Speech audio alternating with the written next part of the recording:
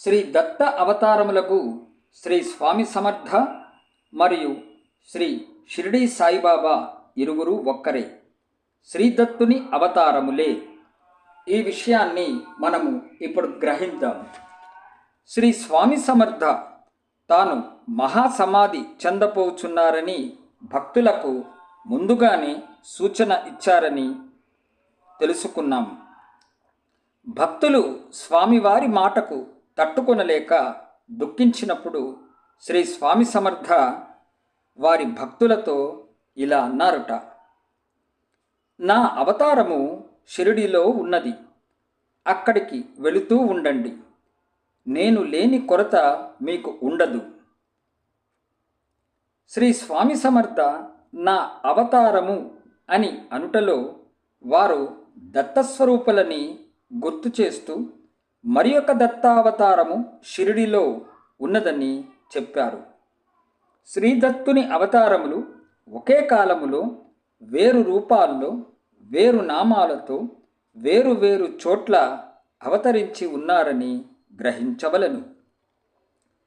శ్రీ స్వామి సమర్థ మరియు శ్రీ సాయినాథుడు ఇరువురు ఒక్కరే, సాక్షాత్తు దత్తస్వరూపులే.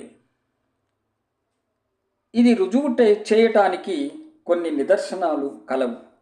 అవి ఏమిటంటే ఒక్కసారి పరిశీలిద్దాం. ముందుగా శ్రీ స్వామి సమర్థను తీసుకుంటే స్వామివారి తల్లిదండ్రులు ఎవరో తెలియదు. వారు మహారాష్ట్రలో కనిపించినారు. శ్రీదత్తుని అవతారము, అక్కలకోట నివాసి. 1856వ సంవత్సరమున అక్కల్కోటలో దర్శనం ఇచ్చారు. దానికన్నా మునుపే వేరువేరు ప్రాంతాల్లో కనిపించారు.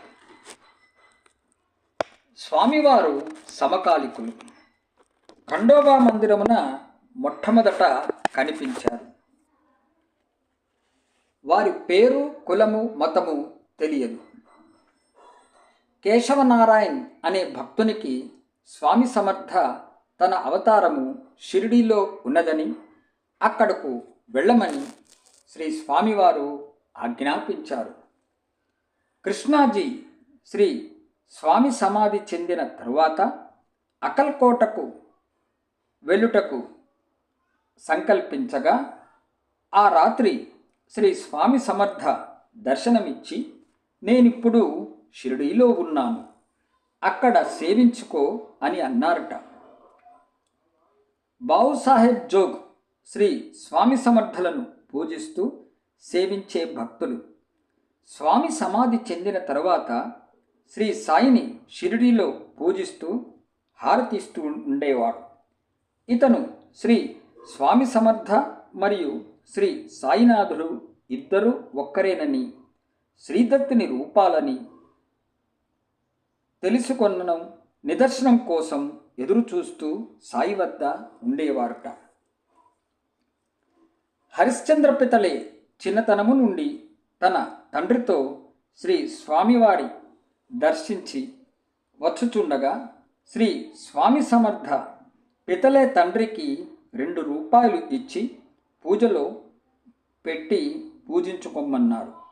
వారి తండ్రి గతించిన తర్వాత ఆ రూపాయలు పోయినవి.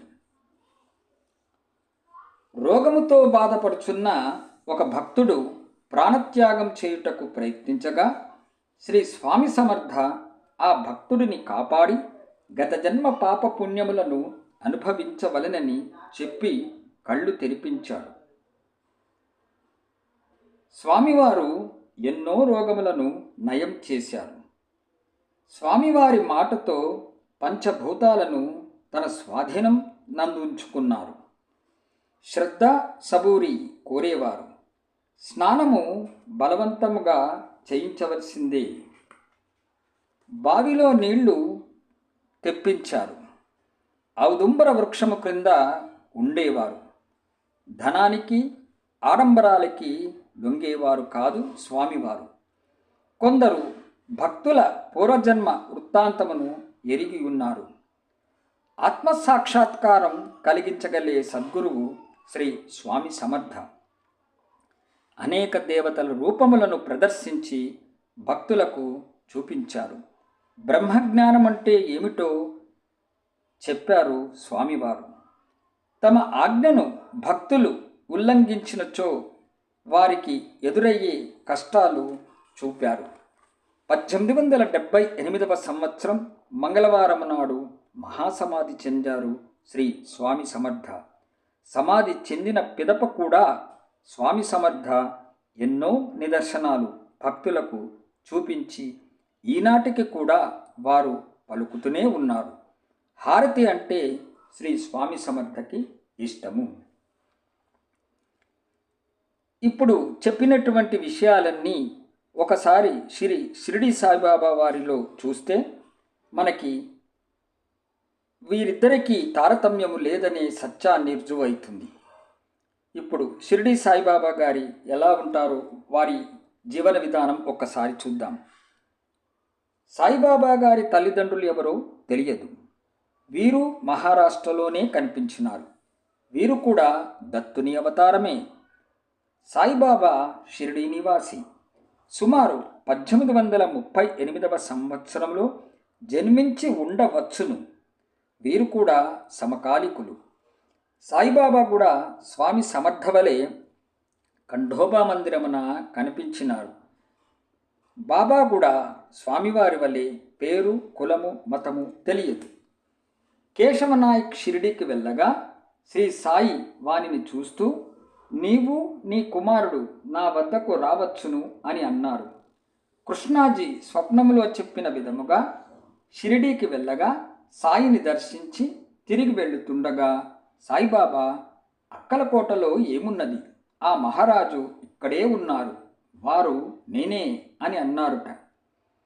ఒకసారి బావు సాహెబ్ జోగ్ సాయికి హారతి ఇవ్వకుండా పరీక్షిస్తూ కూర్చుండగా హఠాత్తుగా శ్రీ సాయిబాబా స్థానములో శ్రీ స్వామి సమర్థులు ఆసీనులై ఉండుట చూచి వారిరువురు ఒక్కరే అని తెలుసుకున్నారు.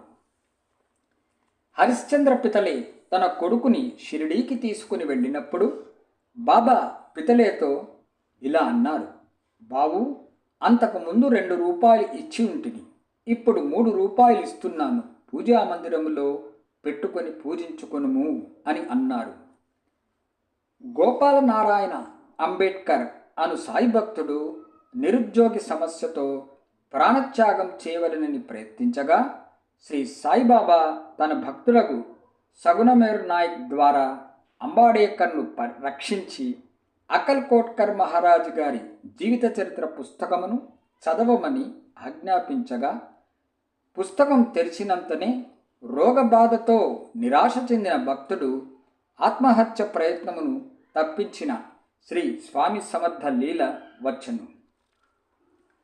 బాబావారు స్వామి సమర్థ వలె ఎన్నో రోగములను నయం చేశారు. వారి మాటతో పంచభూతాలను స్వాధీనమునందుంచుకున్నారు సాయిబాబా. శ్రద్ధా సబూరి కోరేవారు సాయిబాబా. సాయిబాబా స్నానమును 3 లేదా 4 రోజులకొక్కసారి చేసేవారు. బావిలో నీరు తెప్పించారు సాయిబాబా. సాయిబాబా కూడా వేప చెట్టు క్రింద ఉండేవారు. ధనానికి ఆడంబరాలకు లొంగేవారు కాదు సాయిబాబా. కొందరు భక్తులు పూర్వజన్మ వృత్తాంతము ఎరిగి ఉన్నారు సాయిబాబాకి. ఆత్మసాక్షాత్కారం కలిగించగలే సద్గురువు సాయిబాబా.